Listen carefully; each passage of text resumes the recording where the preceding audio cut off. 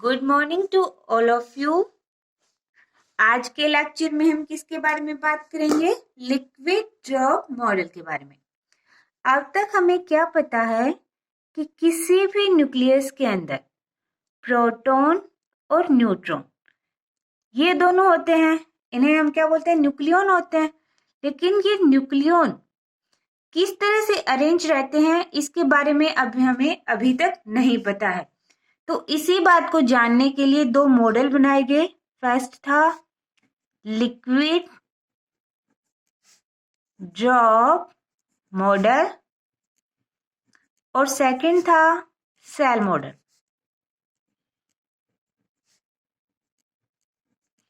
पहले हम बात करेंगे लिक्विड ड्रॉप मॉडल के बारे में। ये मॉडल किसके द्वारा दिया गया था? नील्स बोहर नाम के साइंटिस्ट थे, उनके द्वारा 1936 में ये मॉडल दिया गया। इसमें इन्होंने क्या माना था कि न्यूक्लियस की कंपैरिजन किससे की थी? लिक्विड ड्रॉप के साथ की थी। जो न्यूक्लियस होता है उसकी साइज क्या होती है? बहुत छोटी, यानी फर्मी साइज का होता है। वहीं लिक्विड ड्रॉप क्या होती है? बड़ा मॉलिक्यूल होती है, यानी इसे हम देख सकते हैं आसानी से। अब अगर हमने इस ड्रॉप की प्रॉपर्टीज को जान लिया तो हम किसकी प्रॉपर्टीज को जान जाएंगे? न्यूक्लियस की प्रॉपर्टीज को। इसके अंदर क्या क्या सिमिलरिटी देखने को मिलती है हमें? जिस तरह से न्यूक्लियस किससे मिलकर बना होता है? न्यूक्लियॉन से मिलकर बना होता है। उसी तरह से लिक्विड ड्रॉप क्या होती है? मॉलिक्यूल से मिलकर बनी होती है। और जिस तरह से न्यूक्लियस के अंदर प्रोटॉन और न्यूट्रॉन अरेंज रहते हैं, उसी तरह से कौन अरेंज रहते हैं? इसके अंदर मॉलिक्यूल्स अरेंज रहते हैं। प्रोटॉन किस न्यूक्लियस में प्रोटॉन और न्यूट्रॉन के बीच क्या लगता है? इंटरेक्शन होता है। प्रोटॉन प्रोटॉन के बीच, प्रोटॉन प्रोटॉन के बीच, प्रोटॉन न्यूट्रॉन के बीच, न्यूट्रॉन न्यूट्रॉन के बीच। उसी तरह से लिक्विड ड्रॉप में भी क्या होता है? इनके मॉलिक्यूल्स में भी आपस में क्या होता है? इंटरेक्शन होता है। इनके अंदर कुछ और सिमिलरिटी थी, उस बेस पे ये माना गया कि जो न्यूक्लियस होता है वो क्या होता है? लिक्विड ड्रॉप की तरह ही बिहेव करता है। इसीलिए इस मॉडल को क्या नाम दिया गया? Liquid drop model. अब जब हमने बाइंडिंग एनर्जी पर न्यूक्लियॉन और मास नंबर के अंदर ग्राफ प्लॉट किया था, बाइंडिंग एनर्जी पर न्यूक्लियॉन विद मास नंबर के साथ जो ग्राफ प्लॉट किया था वो हमें कैसे देखने को मिले था? कुछ इस तरह से देखने को मिला था। यानी इसके अंदर जो इंटरमीडिएट न्यूक्लियाई थे उनकी बाइंडिंग एनर्जी पर न्यूक्लियॉन क्या है? ऑलमोस्ट कांस्टेंट है। तो यहां से बाइंडिंग एनर्जी किसके प्रोपोर्शनल आ जाएगी? मास नंबर के। यानी जैसे जैसे न्यूक्लियॉन्स बढ़ेंगे वैसे वैसे क्या बढ़ेगी? बाइंडिंग एनर्जी बढ़ेगी। उसी तरह से अगर हम कोई दो न्यूक्लियस लेते हैं, एक छोटा एक बड़ा, इसमें प्रोटॉन और न्यूट्रॉन कम है, इसमें प्रोटॉन और न्यूट्रॉन क्या है? ज्यादा है। तो इस न्यूक्लियस का जो वॉल्यूम होता है वो इसकी कंपैरिजन में क्या होता है? कम। यानी जैसे जैसे न्यूक्लियॉन्स बढ़ते जाएंगे वैसे वैसे किसी न्यूक्लियस का क्या बढ़ता जाएगा? वॉल्यूम बढ़ता जाएगा।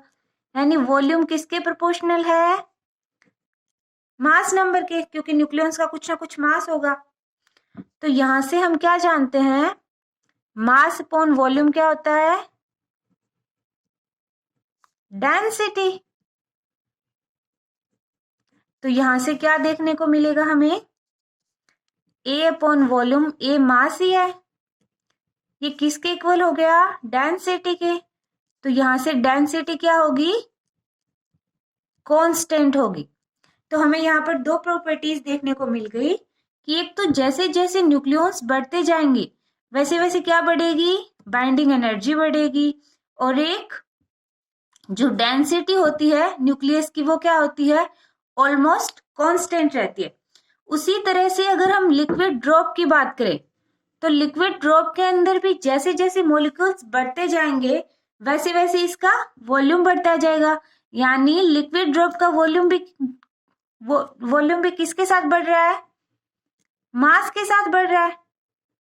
यानी मॉलिक्यूल्स बढ़ते जाएंगे तो उनका मास भी बढ़ता जाएगा, तो यहां से डेंसिटी क्या आ जाएगी?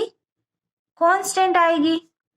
तो एक सिमिलरिटी हमें और देखने को मिल गई कि लिक्विड ड्रॉप और न्यूक्लियस दोनों में डेंसिटी क्या रहती है? कांस्टेंट रहती है। तो इस बेसिस पे भी हम न्यूक्लियस की और लिक्विड ड्रॉप की कंपैरिजन करके न्यूक्लियस की प्रॉपर्टीज फाइंड आउट कर सकते हैं। This model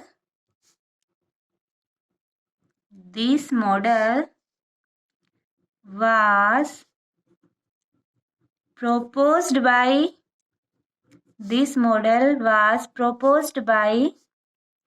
Niels Bohr in 1936. यह मॉडल नील्स बोहर के द्वारा दिया गया 1936 में। यह किसके ऊपर बेस्ड है? जिस तरह से लिक्विड ड्रॉप होती है वैसे क्या होता है? एक न्यूक्लियस होता है। This is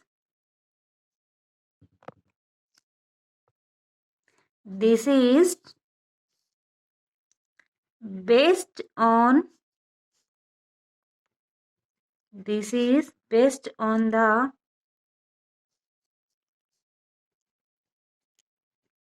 external analogy between the nucleus and a liquid drop. अब इसके अंदर कुछ सिमिलरिटी थी वो देख लेते हैं। जिस तरह से न्यूक्लियस किससे मिलकर बना होता है? न्यूक्लियॉन से, वैसे ही लिक्विड ड्रॉप किससे मिलकर बनी होती है? मॉलिक्यूल से। The nucleus is considered as a droplet of dense liquid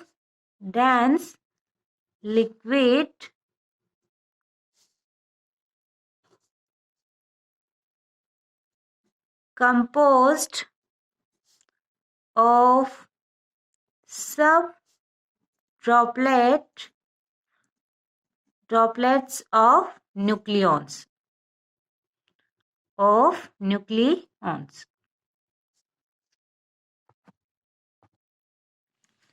Second,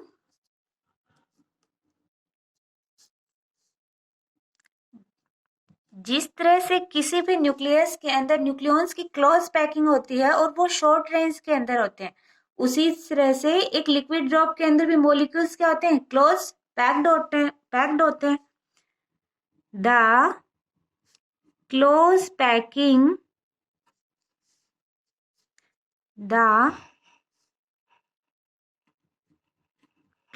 packing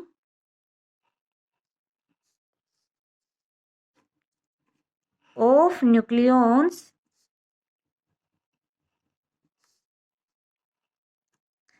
density and short range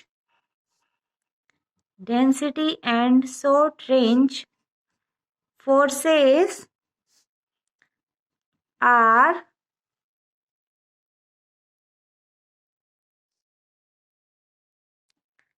similar to the drop of liquid. Third क्या था? जो मॉलिक्यूल्स होते हैं लिक्विड ड्रॉप के अंदर वो एक दूसरे के साथ क्या करते हैं? इंटरेक्शन करते हैं। किस तरह से? जिस तरह से न्यूक्लियस के अंदर कौन इंटरेक्शन करते हैं? न्यूक्लियॉन्स करते हैं। The molecules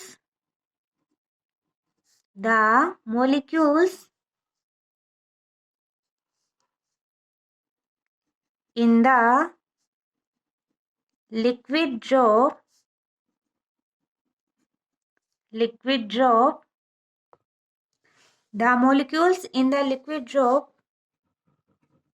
are in random motion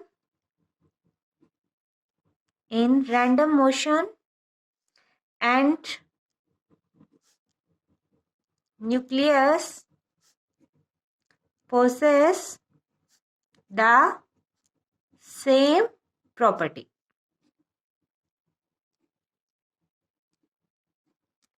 इन सब की वजह से हमने क्या माना था कि एक न्यूक्लियस किसकी तरह बिहेव करता है, एज ए लिक्विड ड्रॉप. कुछ प्रॉपर्टी ये थी, हम कुछ प्रॉपर्टीज और देख लेते हैं इन दोनों के बीच में. हेडिंग डालिए similarities between liquid drop and nucleus.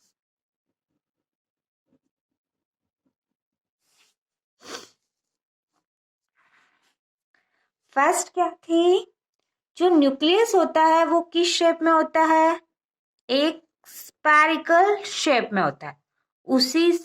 उसी तरह से एक लिक्विड ड्रॉप भी क्या होती है, स्फेरिकल शेप में होती है. न्यूक्लियस, लिक्विड ड्रॉप दोनों क्या शेप रखते हैं, स्फेरिकल शेप. तो फर्स्ट क्या हो गई, in a stable state, the nucleus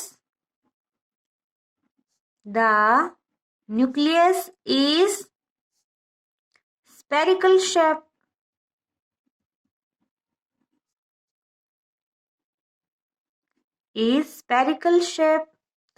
Just as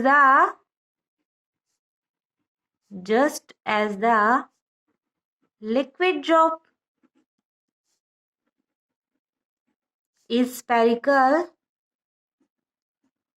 is spherical due to the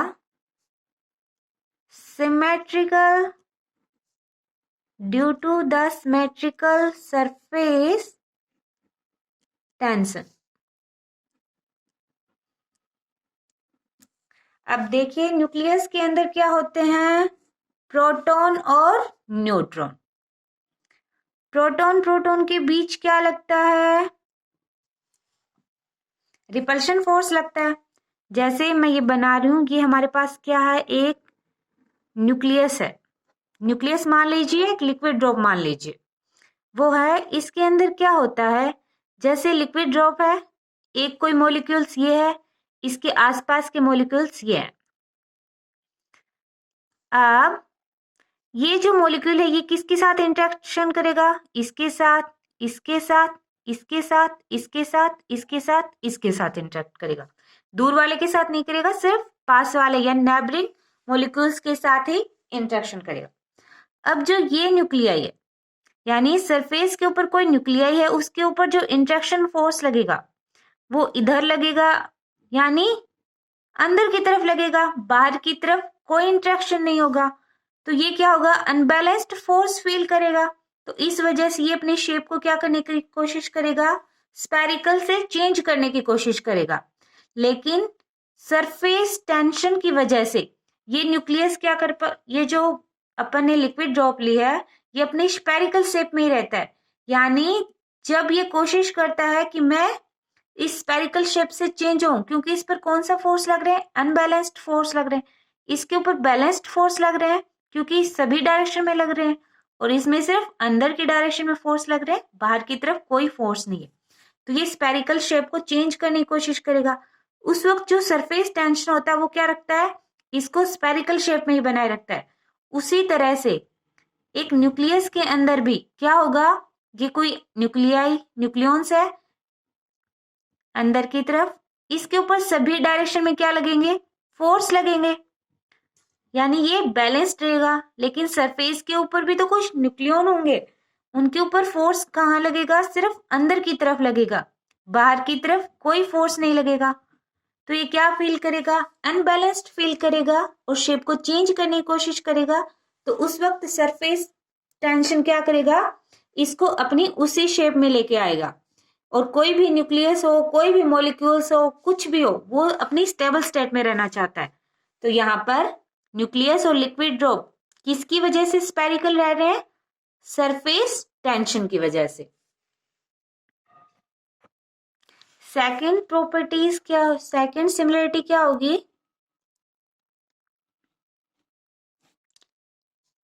कि जिस तरह हमने क्या देखा था स्टार्टिंग में कि लिक्विड ड्रॉप का डेंसिटी क्या होती है, दोनों की डेंसिटी हमें क्या मिली थी? कांस्टेंट मिली थी। यानी डेंसिटी किस पर डिपेंड नहीं कर रही? वॉल्यूम पे डिपेंड नहीं कर रही। यानी the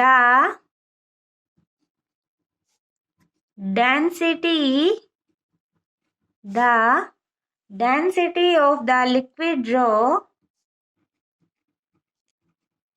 the density of the liquid drop is independent of its volume।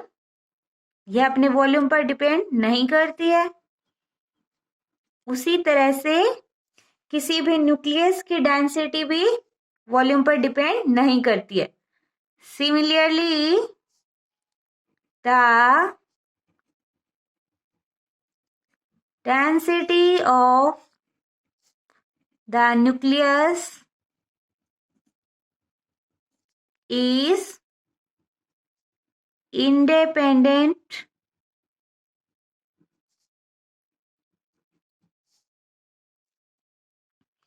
of its volume। दोनों की डेंसिटी क्या रहती है? कांस्टेंट रहती है। अब अभी हमने थोड़ी देर पहले बात की थी, जैसे ये हमारे पास कोई एक मॉलिक्यूल्स है लिक्विड ड्रॉप का, एक मॉलिक्यूल्स ये है, एक मॉलिक्यूल्स ये है, एक ये और एक मॉलिक्यूल्स इधर है। अब जो ये वाला मॉलिक्यूल्स होगा ये किससे इंटरेक्ट करेगा?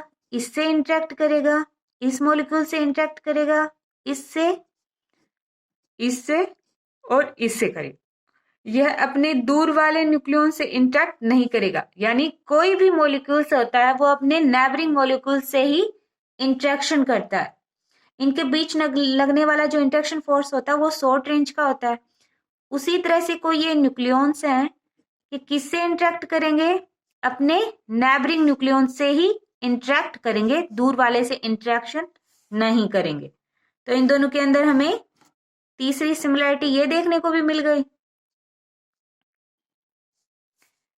द न्यूक्लियर फोर्स क्या होता है? शॉर्ट रेंज, यानी ये फर्मी ऑर्डर की फॉर्म में ही लगता है। The nuclear force is short range force, is short range force similarly as that of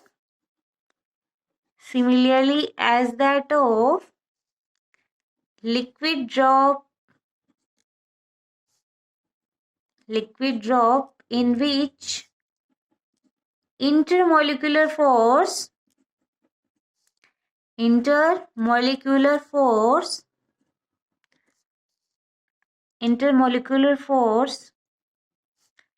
are short range force। Short range force. अब जैसे हमारे पास एक बड़ी लिक्विड ड्रॉप है, अब ये क्या करती है? दो छोटी बूंदों में टूट सकती है। किस तरह से टूटती है? उसी तरह से टूटती है जिस तरह से एक बड़ा न्यूक्लियस छोटे न्यूक्लियस के अंदर टूटता है। तो इस प्रोसेस को हम क्या बोलते हैं? Nuclear fission. यानी इस न्यूक्लियस को हम इस जो लिक्विड ड्रॉप है इसको हम कुछ एनर्जी प्रोवाइड कराएं या फिर कुछ टेम्परेचर दें, कुछ हीट दें, तो ये क्या होगी, दो छोटी लिक्विड ड्रॉप के अंदर टूट जाएगी। किस तरह से टूटेगी, उसी तरह से जिस तरह से एक बड़ा न्यूक्लियस किस में टूटता है, दो छोटे न्यूक्लियाई में।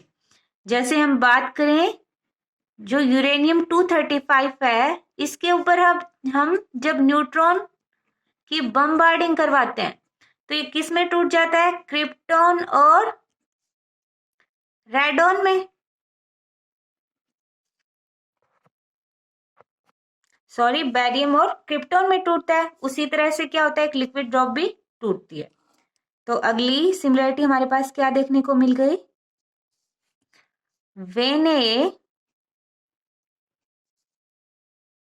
when a big liquid drop breaks up into two smaller drop of equal size, the process is similar in which nucleus breaks up into two smaller nuclei.